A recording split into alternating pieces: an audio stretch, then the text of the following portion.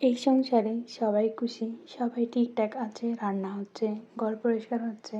কিন্তু একটা মানুষ আছে যে চুপচাপ সব করা যাচ্ছে, কেউ খেয়ালই করে না সে কেমন আছে। তোমার সংসারে কি এমন একজন মানুষ আছে, নাকি সেই মানুষটা তুমি নিজেই? বিসমিল্লাহির রহমানির রহিম। আসসালামু আলাইকুম।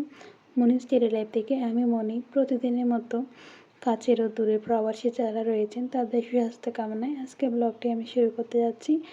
আশা করি সবাই আমার সাথে থাকবেন। আর যদি কি আপনি ভিডিওটি পুরোটা দেখতে চান তাহলে প্লিজ সবার কাছে একটা অনুরোধ করব, আপনি লাইক দিয়ে ভিডিওটি কন্টিনিউ করতে পারেন।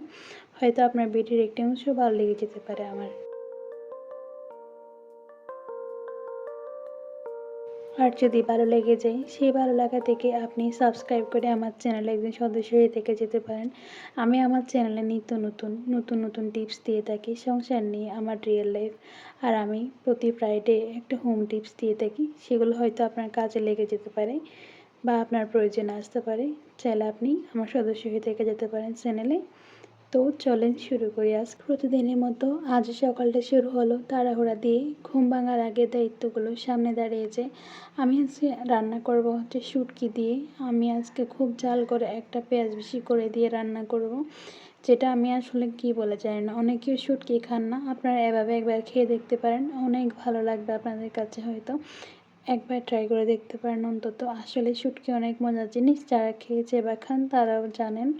তো যারা খাননি তারা একবার হলো ট্রাই করতে পারেন। ঘুম ভাঙার আগেই দায়িত্বগুলো সামনে দাঁড়িয়ে যায়, চোখে তখনও ঘুম, কিন্তু উঠতেই হয় কারণ এই সংসারটা আমার অপেক্ষা করে না। রান্নাঘরে ঢুকতেই মনে হয় এই জায়গাটায় আমার পৃথিবী। চুলায় হাঁড়ি চাপাই, চা বানাই, সবার জন্য নাস্তা তৈরি করি, সবাই খায়, কিন্তু কেউ একবারও বলে না তুমি খেয়েছো এই কথাটা। প্রতিদিনই আমাদের গৃহিণীরা আমরা সকাল শেষ হতে না হতেই আরেকটা কাজ এসে দাঁড়ায়। ঘর পরিষ্কার, কাপড় ধোয়া, সব কিছুই আসলে আমার দায়িত্ব, আমি করি। কারণ না থাকলে কেউ করবে না। কিন্তু একটা প্রশ্ন মাঝে মাঝে মাথায় আসে, আমি কি শুধুই কাজ করার জন্য আছি? আমি ক্লান্ত হই কিন্তু বিশ্রাম নেই না, কারণ বিশ্রাম নিলে শুনতে হয় তুমি সারাদিন করোই বাকি। আসলে অনেকেও বলে শহরে থাকলে নাকি কাজই থাকে না। তো কাজ না থাকলে এত কথা বাড়ে কেমনে একটা বাড়িতে? অবশ্যই কাজ থাকে, সেই কাজগুলো করেই খেতে হয়। বসায় তো আর কেউ কাউকে খাওয়ায় না, এটা তো দুনিয়ার নিয়ম। আর এভাবে মেয়ে যেহেতু হয়ে জন্মেছি, কাজ তো করে খেতে হবে। আমি না, যারা সবাই আছেন তারাই হয়তো এরকম, মেরিড হোক বা আনমেরিড। কিছু কিছু পরিবারের ক্ষেত্রে তাদের বিষয়টি হয়তো আলাদা। আনমেরিড মেয়েদের খুবই যত্নে আগলে রাখে। আসলে এটাও একদমই উচিত নয়, কারণ বলা যায় না মেয়েদের অন্য বাড়িতে গিয়ে আসলে কী সিচুয়েশন, কী পরিস্থিতির মুখোমুখি হতে হয় সেটা শুধু আল্লাহই জানে। তাই এই জন্য আসলে সব পরিস্থিতিতে নিজেকে যে মেনে নেওয়ার যে ব্যাপারটা, সেটা আগে থেকে মাথায় আসলে সেট করে রাখতে হয়। তাহলে হয়তো জীবনটা আরও অনেক সহজ লাগবে আমাদের কাছে।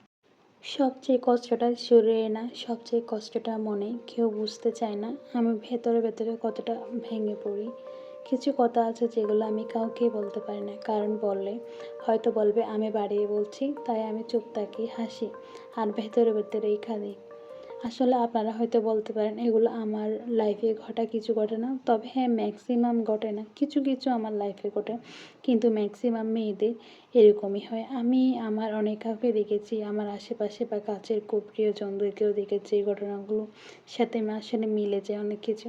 সে আসলে অভিজ্ঞতা থেকে আমি এখানে আপনাদের সব কিছু শেয়ার করছি, কিন্তু এই জন্য না যে এগুলো আমার লাইফে ঘটে, একদম ঘটে না এমন না। কিছু কিছু আছে আমার জীবনের সাথে মিশে কিছু বিষয়, সেগুলো আপনাদের সাথে আমি শেয়ার করি এইখানে।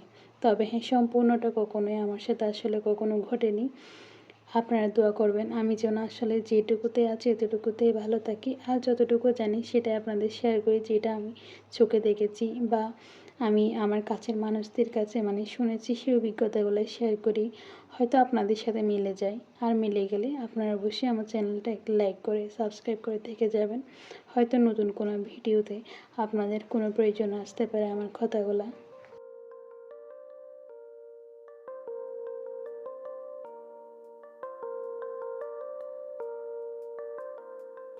দেখবেন বিয়ের শুরুতেই অনেক সময় একটা সময় ছিল অনেক কথা হতো সবার সাথে, হাসি ছিল, গল্প ছিল। এখন সব কিছু আছে শুধু সেই অনুভূতিটা নিয়ে। আসলে কথা হয় কিন্তু দরকার মতো, হাসি হাসি কিন্তু মন থেকে না। একই করে থেকেও আমাদের মাঝে একটা অদৃশ্য দূরত্ব আসলে তৈরি হয়ে গেছে। এটা আসলে একটা কথা থেকে আপনার মনটা অনেক দূরে সরে যাবে। আপনি সব কিছু স্বাভাবিক থাকবেন, কিন্তু আগে যেটা আপনি মন থেকে করতেন, হাসতেন, সেটা আসলে এখন আসে না।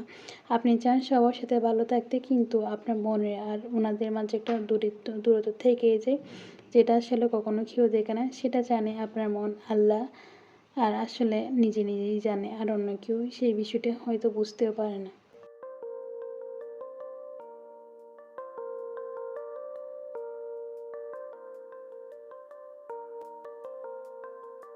রাতে যখন সবাই ঘুমিয়ে পড়ে, তখন আমি একটু সময় পেয়ে আসলে নিজের সাথে নিজেকে প্রশ্ন করি, আমি কি সত্যিই ভালো আছি? উত্তরটা আমি জানি, কিন্তু মানতে চাই না, কারণ আমি ভেঙে পড়লে এই সংসারটাকে সামলাবে। দিন শেষে তো আমাকেই সামলাতে হবে, নিজেকে উঠে দাঁড়াতে হবে শক্ত হয়ে, না হলে তো আসলে সব কিছুই শেষ হয়ে যাবে। সবাই ভাবে আমি ভালো আছি কারণ আমি হাসি, কিন্তু কেউ জানে না এই হাসির পেছনে কতটা কষ্ট লুকানো। একদিন যদি আমি আর হাসতে না পারি, তখন হয়তো সবাই বুঝবে আমি কখনোই ভালো ছিলাম না। আর এটা আমি সবাইকে বুঝতে দিতেও চাই না। অনেকেও আছে আমার দুর্বলতা নিয়ে হয়তো তাদের আনন্দ পায়। এই জন্য আমি সবসময় চেষ্টা করি আমি নিজের মতো করে ভালো থাকতে, যতটা পারি চেষ্টা করি। আর আপনারা অবশ্যই আমার জন্য দোয়া করবেন। প্রতিদিনের মতো ভিডিওর মধ্যেখানে সবাইকে আরও একবার অনুরোধ করব, যদি আপনি আমার ভিডিওটা এখনও কন্টিনিউ করছেন, তাহলে সবাই প্লিজ একটা লাইক দিয়ে কন্টিনিউ করবেন। অনেকেও দেখি আমার ভিডিও দেখে কিন্তু আপনারা লাইক করতে চান না। আপনাদের একটি লাইকে আসলে আমার এই ভিডিওগুলো অন্যজনের কাছে পৌঁছাতে সাহায্য করে। আসলে এই অনুরোধটুকু আপনাদের করব। আমার চ্যানেলটি খুবই ছোট। আমি প্রথমে এটা শখের বসে খুলেছিলাম, তো ভাবলাম শখ করে যখন খুলেছি, রেগুলার কাজ করলে তো অসুবিধা নেই। যদি এটা চ্যানেলটা মনিটাইজেশন হয়, তাহলে তো সমস্যা নেই। হয়তো আপনাদের একটি লাইকে অন্যজনের কাছে পৌঁছে যেতে পারে, আর আমার ভিডিওটি হয়তো অন্যজনের কাছে ভালো লেগে যায় বা প্রয়োজনে আসতে পারে। আসলে এইটুকু অনুরোধ করব। আশা করি সবাই এই আমার অনুরোধটি রাখবেন। আপনারা লাইক করে সাবস্ক্রাইব করে থেকে যেতে পারেন যারা নতুন এসেছেন। অন্যান্য দিনের ভিডিওগুলো খুবই ফ্রেশ হয়েছিল, আজকের ভিডিওটা তেমন একটা ফ্রেশ হচ্ছে না। এর কারণ হচ্ছে, আপনারা তো জানেনই কিছুদিন ধরে আসলে অনেক বেশি বৃষ্টি হচ্ছে, কালবৈশাখী ঝড়, তারপর বৃষ্টি বাতাস, এগুলোর কারণে হচ্ছে। মানে এমন আসলে কোনো লাইটিংয়ের ব্যাপারই নেই। আর এমন না যে আসলে আমি এখানে আমার ফোন দিয়ে আমি ভিডিও করি, অন্য কিছু সাহায্য নিয়ে করি না। এই জন্য একটু আমার কোয়ালিটি একটু বাজে হচ্ছে, তো এই জন্য আগে থেকে ক্ষমা চেয়ে নিচ্ছি। আর আমার ভয়েসেও আসলে অনেক রকম ভুল ত্রুটি থাকতে পারে, সেই বিষয়টুকু আসলে এখানে ক্ষমার দৃষ্টিতে দেখবেন। এই যে এতক্ষণ কাটাকুটি করলাম সব কিছু, এখন আসলে রান্নার জন্য যতক্ষণ না অনেক বেশি সময় লাগে রান্নার কাজে, খেতে আসলে 10টা মিনিটও লাগে না। হয়তো এটাই জীবন, এভাবেই সব কিছু একদিন শুরু হয়ে আসলে শেষ হয়ে যায়। আমি যে শুটকি ভুনাটা এখানে করব, সেজন্য আমি প্রথমে এখানে রসুন, কাঁচামরিচ, টমেটো এগুলো আমি এক এক করে ভেজে নেব। এগুলো ভেজে নিলে অনেক সুঘ্রাণ আসে, একটা ভালো। তো আপনারা এভাবে রান্না করতে পারেন চাইলে, দেখবেন অনেক ভালো হবে। আমি পেঁয়াজটি পরে দেওয়ার কারণ হচ্ছে, পেঁয়াজটি প্রথমেই দিলে এখানে হচ্ছে চুপসে গিয়ে এটা একটু পোড়া পোড়া হয়ে যায়। যেহেতু এগুলো আমি অনেকক্ষণ ভাজবো, তো আমি এখন এখানে শুটকিগুলো দিয়ে দিব। অনেকেই আছেন যারা শুটকিগুলো প্রথমে দিয়ে দেন। শুটকিগুলো প্রথমে তেলের মধ্যে দিয়ে দিলে হয় কি, এগুলো তো এমনিতেই শুটকি শক্ত থাকে, তার উপর আপনি তেলে দিয়ে দিলে এগুলো এতটা একদম শক্ত হয়ে যায়, খাওয়াই যাবে না। তো আমি এখানে হালকা পানি দিয়েছিলাম, তারপর এখানে আমি মরিচ, হলুদ, লবণ, মশলা সব কিছু এক এক করে আমি এখানে দিয়ে দিব। তারপর ভালো করে কষিয়ে আমি এখানে ওই যে আমি রসুন কেটেছিলাম, আস্ত একটা রসুন আমি একদম গোটা গোটা করে ফেলেছিলাম। শুটকি এভাবে ভুনা করলে আসলে রসুনগুলো দিলে খেতে অনেক ভালো লাগে, দেখতে অনেক সুন্দর লাগে। তো আপনারা দেখতে থাকুন আমি আসলে কীভাবে করি এটি।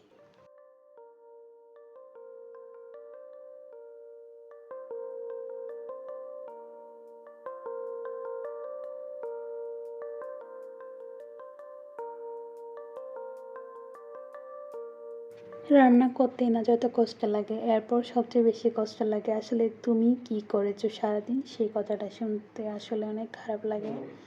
এই সংসার আসলে সবাই খুশি, সবাই ভালো আছে, শুধু একটা মানুষ ছাড়া, আর সেটা হচ্ছে আমি। তো আমি এখন সেটা কাউকে দেখাই না, আমি নিজে নিজে ভালো থাকার চেষ্টা করি। দেখুন, কথা বলতে বলতে আমি রান্নাটা শেষ করছি। এই যে গোটা রসুনগুলো দেখছেন, এগুলো আমি আরও অনেকক্ষণ ভালো করে কষিয়ে নিব। এরপর আমি এটা আস্তে আস্তে করে নামিয়ে নিব। যদিও অনেকগুলো তরকারি ছিল, তো তারপরও নাকি আমার হাজব্যান্ডের আর কি এভাবে খেতে ইচ্ছে করছে অনেক দিন ধরে। আর তার ইচ্ছা থেকেই, তার কথা রাখতেই আজকে এটা রান্না করছি। আপনারাও চাইলে ট্রাই করতে পারেন। আমার আশেপাশে আসলে অনেক প্রকার নয়েজ হচ্ছে, এই জন্য ক্ষমা চেয়ে নিচ্ছি সবার কাছে। ভয়েস দিতে আসলে হয়তো এই কাজগুলো হয়তো ওনাদের বেড়ে যায়। এই যে আমি ধনে পাতাটাও এখানে এখন দিয়ে দিব। আসলে অনেক ভালো সুঘ্রাণ আসে, আর দেখতে পাচ্ছেন তো কতই ভালো হয়েছে। যদিও লাইটিংয়ের তেমন একটা ব্যবস্থা ছিল না, তাও দেখেন কতটা সুন্দর হয়েছে আমার রান্নাটি। তো চাইলে আপনারা এভাবেও রান্না করতে পারেন। আজকের ব্লগ এইটুকুই। সবাই আমিও আমার পরিবারের জন্য দোয়া করবেন। আল্লাহ হাফেজ সবাইকে। আসসালামু আলাইকুম।